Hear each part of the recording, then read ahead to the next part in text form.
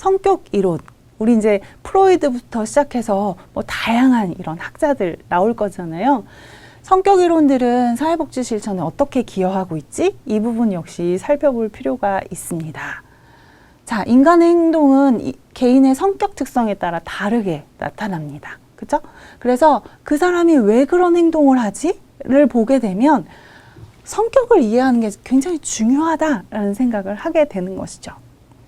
자, 선생님들 성격에 대해서 이런 사전적 정의는 다음과 같습니다. 그래서 개인의 독특한 심리적 체계라고 하는 게 중요하고요. 더 중요한 것은 성격이라고 하는 건 나와 저 사람들을 구분하는 자신만의 독특한 행동 양식이라고 볼 수 있습니다. 뭐 타고난 기질도 중요하고요. 나를 둘러싼 환경이 어떠했는가에 따라서도 성격은 영향을 주고받습니다. 자, 세 번째 내용 볼게요. 성격은 비교적 안정적인 특징이 있습니다. 자, 생각해 보세요, 선생님들. 아침 성격 다르고 저녁 성격 달라요. 이건 성격이 아니에요. 그 사람의 그때그때 컨디션에 따라서 다를 수는 있겠죠. 자, 비 올 때 성격 다르고 해가 쨍쨍한 날 성격이 달라요.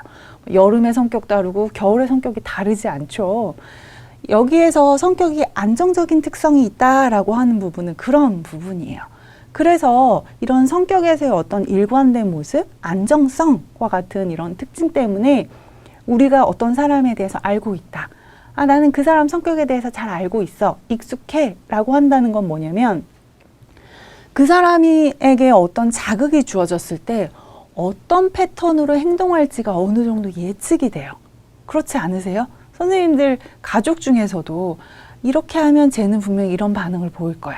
혹은 팀 내에서도 아, 내가 이렇게 하면 팀장님이 분명히 저렇게 나오겠지. 어느 정도 예측 가능하잖아요. 이제 그런 부분들을 행동 변화 혹은 추이를 예측할 수 있다라고 하는 내용은 그 부분입니다. 가끔 기출문제에 이런 식의 표현이 나오면 이건 틀린 보기라고 보시면 돼요. 성격은 심리 역동적 특성이 있어. 이거 완전 틀린 말은 아니에요. 당연히 어떤 역동적인 부분은 당연히 있죠. 그런데 문제는 뒤의 부분이에요. 일관된 행동을 기대할 수 없다 라고 하면 아까 말씀드린 안정성, 그래서 어느 정도 예측 가능하다 하는 것하고 완전히 반대되는 내용이죠. 그래서 이런 보기는 틀린 보기, 기출문제에서 제가 가지고 왔습니다. 그래서 성격 이론을 잘 알고 있는 것은 사회복지 실천 현장에서 선생님들이 굉장히 중요해요. 이걸 충분히 잘 아심으로써 인간 행동의 수정 방법을 찾는 데 도움이 된다. 뭐 원인을 파악하는 데도 도움이 되고요. 그렇다면 저 사람 성향에는 이런 부분으로 제안해 볼 수 있겠다. 뭐 이런 것들이 다 가능하겠죠.